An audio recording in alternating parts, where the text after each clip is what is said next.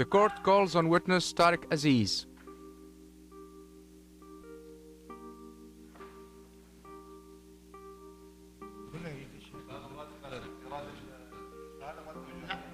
What did you say? No, I'm sorry. That's an issue for the court to evaluate and not for you.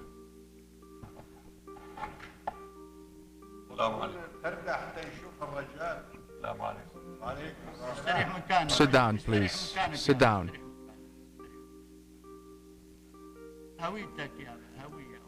Would you state your name for the court? I'm a detainee. Yeah, of course you are. Please, sit down first. Your name is Tariq Aziz? Tariq Aziz Isa. Did you say Tariq Aziz? No, Tariq Aziz Isa. Your age? 70 years old. You're a detainee. Okay. The court called on you to come here and to present your testimony on behalf of the defendant Saddam Hussein. Would you please rise and put your hand on the holy book?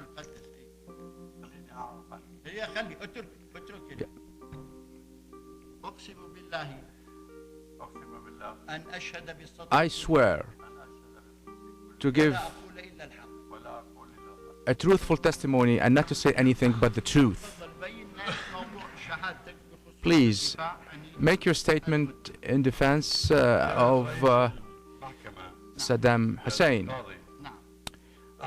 Your Honor, I don't have anything to do with the events of Dujail per se, the events that this court is dealing with.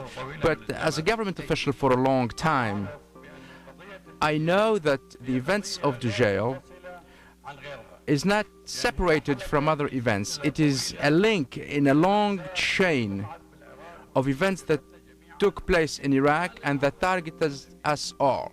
And I am one of those who were targeted. In the end of 1978,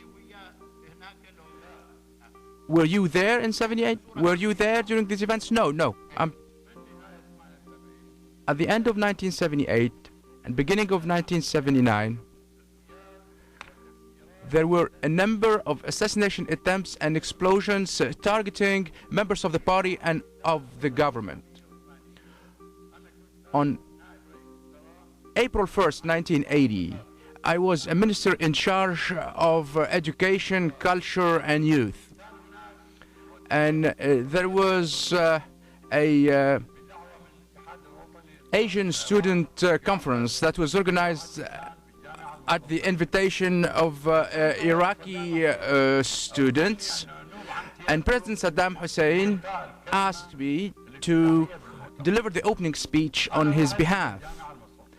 I went to the Mustawtiniya University, and I was a minister, member of the Revolution Leadership Council, member of the National Party, but despite that, I didn't have security detail. I went there in my car, and I was accompanied by two other colleagues. There were only three of us. Where did you go? Well, we went to the University of Mustawtiniya, as I said. I came out of the car.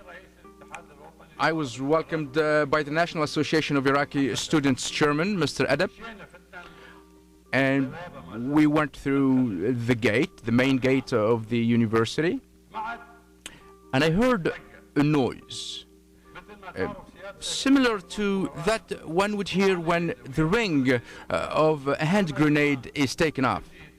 You know, there's that noise first, and then the grenade goes off.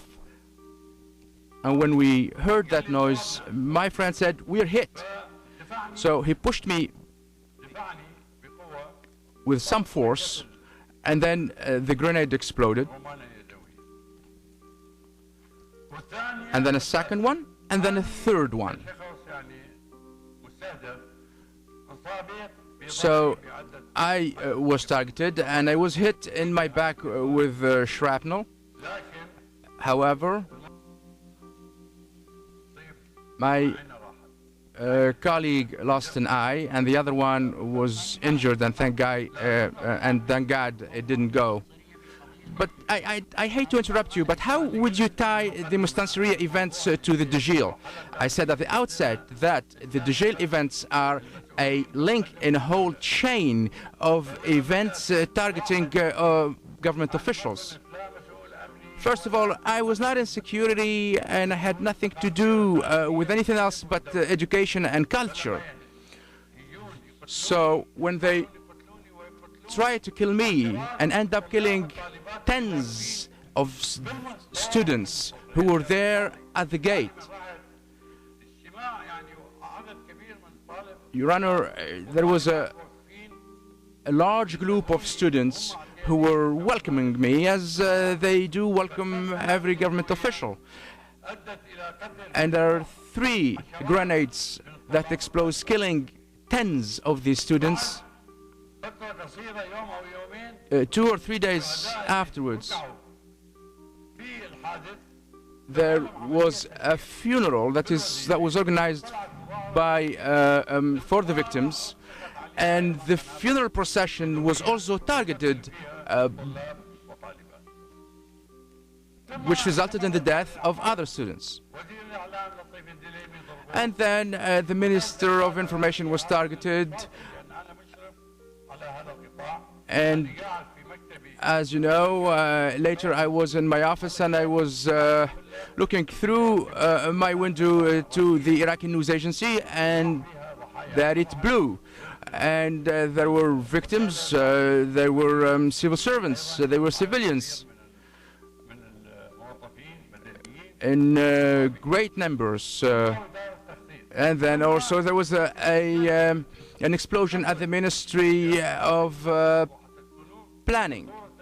So I'm telling you about these events so that you have an articulate idea about the general circumstances.